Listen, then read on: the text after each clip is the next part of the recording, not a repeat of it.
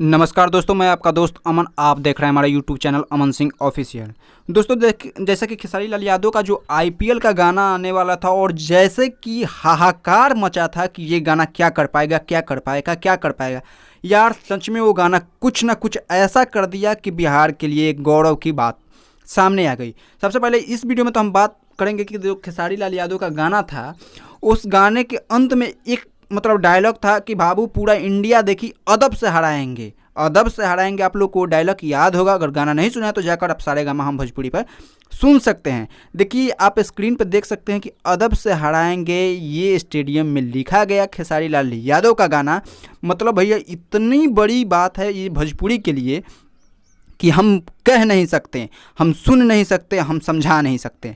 मतलब खेसारी लाल यादव ने बहुत अच्छा काम किया। मतलब आईपीएल सॉन्ग ये बादशाह का भी रिकॉर्ड तोड़ चुके हैं।